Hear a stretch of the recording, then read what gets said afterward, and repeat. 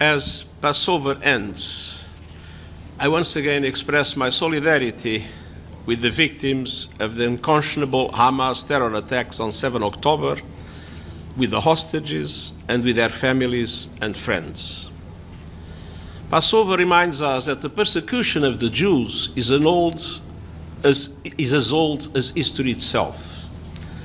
And we all have a duty to speak out against all forms of anti-Semitism in communities, in the media, and online. Nearly 7 months after 7 October, the situation for people in Gaza is worsening by the day. I've called consistently for a humanitarian ceasefire, the immediate and unconditional release of all hostages, and a massive surge in humanitarian aid. Unfortunately, that has not happened yet. But negotiations are once again underway. For the sake of the people of Gaza, for the sake of the hostages and their families in Israel, and for the sake of the region and the wider world, I strongly encourage the government of Israel and the Hamas leadership to reach now an agreement. Without that, I fear the war, with all its consequences both in Gaza and across the region, will worsen exponentially. Recent weeks have seen airstrikes on the Rafah area. A military assault on Rafah would be an unbearable escalation, killing thousands more civilians and forcing hundreds of thousands to flee.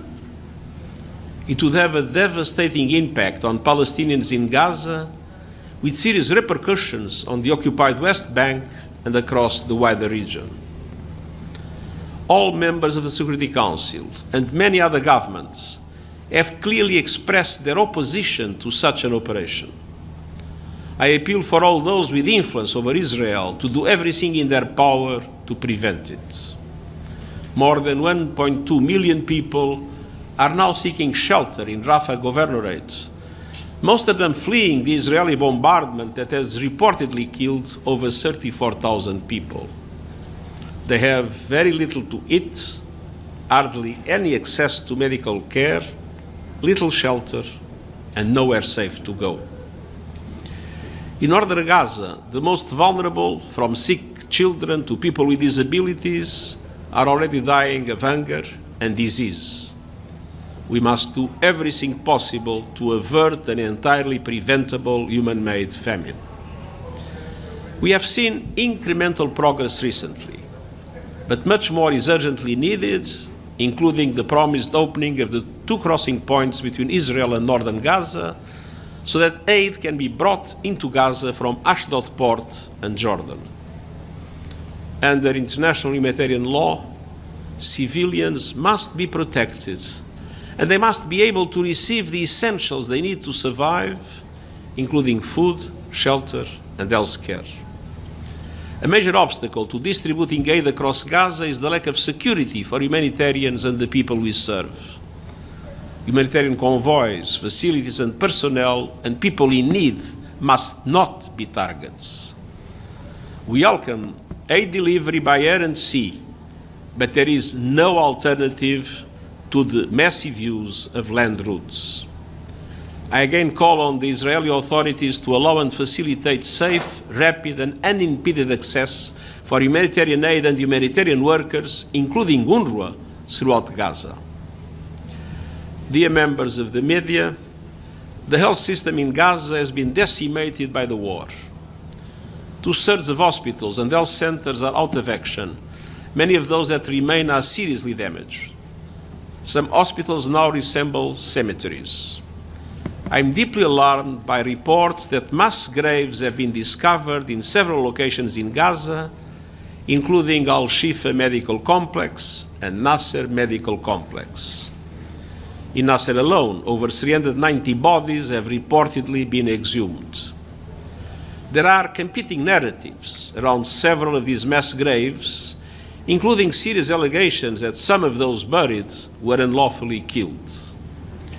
It is imperative that independent international investigators with forensic expertise are allowed immediate access to the sites of these mass graves to establish the precise circumstances under which hundreds of Palestinians lost their lives and were buried or reburied.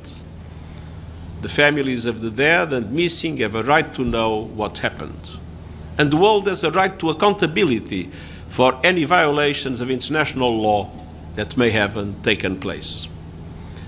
Hospitals, health workers, patients, and all civilians must be protected, and the human rights of all must be respected. Dear members of the media, I would like to conclude with a few words about UNRWA.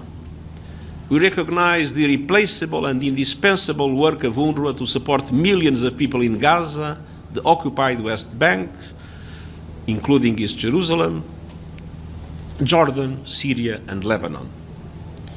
Following the report by Ms. Catherine Colonna on mechanisms and procedures to ensure UNRWA's adherence to the humanitarian principle of neutrality, an action plan is being put in place to implement the recommendations of the report. I appeal to donors, host countries, and staff to cooperate with these efforts. Most countries have suspended contributions to UNRWA, but many of them have resumed them. We are optimistic that others will join. And some member states are giving to UNRWA for the first time, and the generosity of private donors around the world is also heartening and unprecedented. But we still have a funding gap. I call on member states, both traditional and new donors, to pledge funds generously to ensure the continuity of the agency's operation. UNRWA's presence across the region is a source of hope and stability. Its education, healthcare, and other services provide a sense of normality, safety, and stability to desperate communities. Dear members of the media, this is the moment to reaffirm our hope for and contributions to a two-state solution, the only sustainable path to peace and security for Israelis, Palestinians, and the wider region. The United Nations is totally committed to supporting a pathway to peace based on an end to the occupation and the establishment of a fully independent, democratic, viable, contiguous, and sovereign Palestinian state with Gaza as an integral part. Thank you. Thank you. Michelle Nichols, Reuters. Thank you, Secretary General. Michelle Nichols from Reuters. You've mentioned, you've called a lot on countries with influence over Israel to prevent a Rafah assault, to help increase aid access. What leverage do you think the United States should use now to do that? I think it is very important to put all possible pressure in order to avoid what would be an absolutely devastating tragedy. Thank you, Ibtisam Azim, Al Arabi Al Jadid newspaper.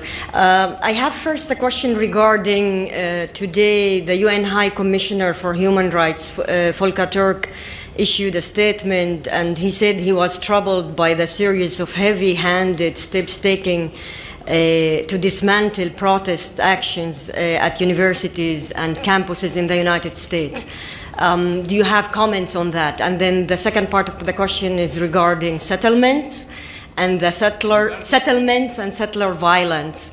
What do you would like to see countries doing in order to stop the next explosion that is probably around the corner there? Thank you. Well, first of all, I think it is essential in all circumstances to guarantee the freedom of expression and the freedom of peaceful demonstration. And at the same time, it is obvious that hate speech is unacceptable. Based on my experience in government, I believe it is up to the university authorities to have the wisdom to properly manage situations like the ones we have witnessed. The second question, settlements are illegal in themselves. Settlements are an obstacle to peace. Settlements are an obstacle to the two-state solution. And not only settlements are illegal, but the violence of settlers has been one of the most serious aggravating factors of the very dramatic situation that we have now in the West Bank. And obviously, this should also be a matter that would deserve full accountability. Thank you very much. Thank you.